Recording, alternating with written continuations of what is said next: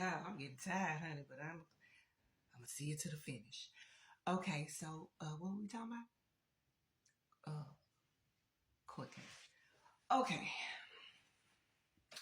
so again, after post marriage, post moving on with my life, post trying to find happiness, and create my own family system, I was taken to court for full custody. Honey, just wanted me to have visitation. Okay. Yeah, the dad that would pick his daughter up on his weekend and take her around to my mama's house. Oh, my mama said, well, that child don't want to be with her daddy. And I used to tell her all the time, but I ain't lay down with you, boo. That's a daddy.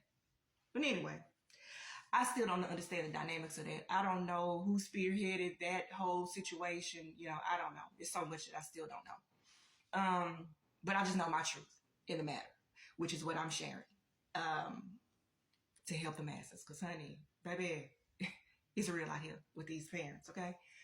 So anyway, the court case. So yeah, I get served papers at my home, and he's fighting for full custody. Whole while he had already explained this to this child, but she was keeping a secret from me because he told her not to tell that he was going to get full custody of me. I mean, of her. I'm sorry, of her. So in the paperwork, I mean, you know, we're going through the motions. Let's just skip ahead, right? So in paperwork or whatever, it's saying unstable household because we're not paying rent. Now, if y'all recall, however, I've already shared a video, little different snippets of what we had to endure in that house. There was an electrical outlet that caught on fire when I first moved in. And I was blamed. Hold on, y'all. Y'all ready? Your plug-ins did that. You shouldn't be using them goddamn plug-ins. What? No, the whole house needed to be rewired. We were more than willing to do that. Like I said in the previous video, had the funds offered. She just didn't want it that way, okay? And if anybody knows anything about a narcissistic parent, you know I'm telling the truth.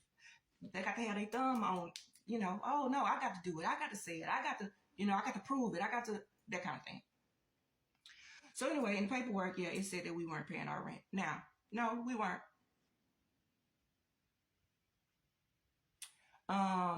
Was I wrong? Possibly.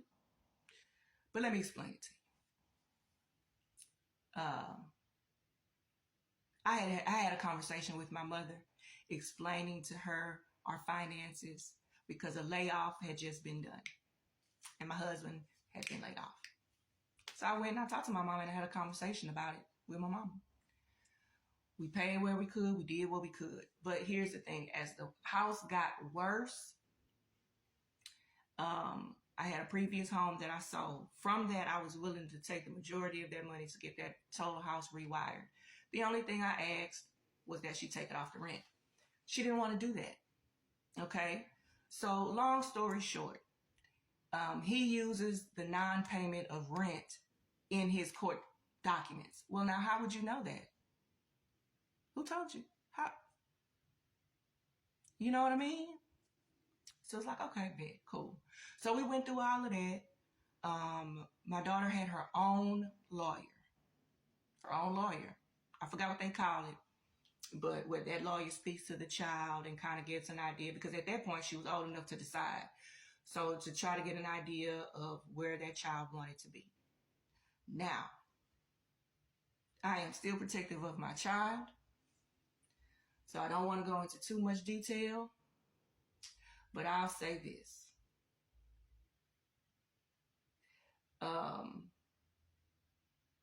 At the end of it, she stayed with us. There was no anything founded saying that it was unstable, unhealthy, or anything like that.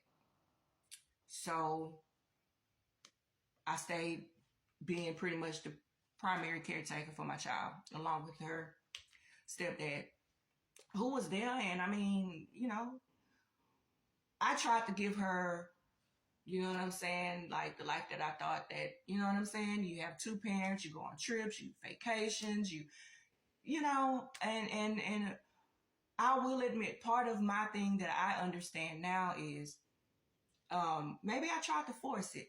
Maybe I tried, but like I said, in the very beginning, she was getting along with her stepsister.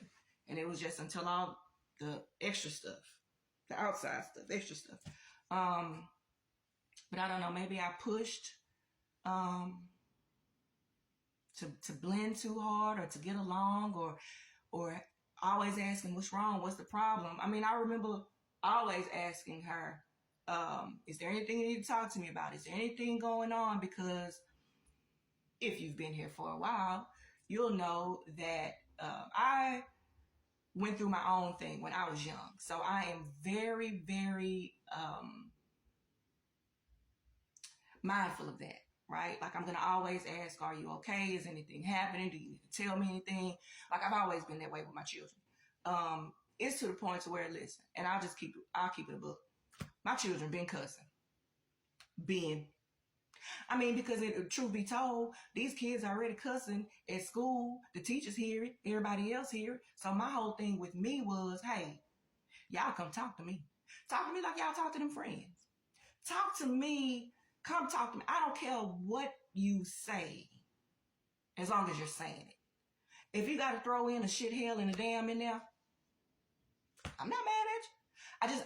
Because I wanted both of my girls, my biological daughter and my stepdaughter, which I call bonus baby because I don't believe in that step shit.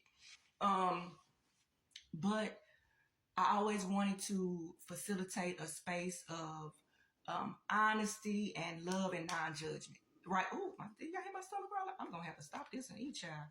I just woke up and started doing this before I did anything because I was like, yeah, today. But anyway, so yeah, I always try to create a space to where, come talk to me about anything, boys, girls, whatever. Look, whatever, as long as you're not hurting yourself or hurting anybody, come on with it. I can handle it. Like, that's the kind of parent I tried to be. Unfortunately, you know what I'm saying? It just didn't go down that way. So, yeah, it's just a lot that I don't know. So basically, okay, because here I go again. The whole purpose and point and intent of this is to say this. In a lot of reading and a lot of research, I see where they say, be open with your child, be honest with your child. And while I believe that is true, you also have to understand the dynamics at play. You have to understand horrible. Like in this situation, we're talking about grooming, right? So who else, when you think about grooming, I mean, and I'm saying this, and I'm not relating this to my situation, but I'm just saying in general. Pimps and hoes, okay?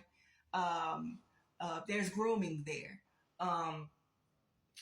When a person is molested or taken advantage of, there's grooming there. So when there's grooming there, it's a difficult balance because you have to find grace, because the person who was groomed does not understand that they've been groomed. And my daughter and I are estranged right now. And so it's a rough Mother's Day for me, but that's okay. I'm hopeful and I'm prayerful. And I just want y'all to be hopeful and prayerful too. That regardless of whatever, you just have to stick to what you know, live in your truth, no matter how ugly, stanky, dirty, whatever it may be, it's yours. And I hope this helps somebody. I mean, I hope this frees somebody.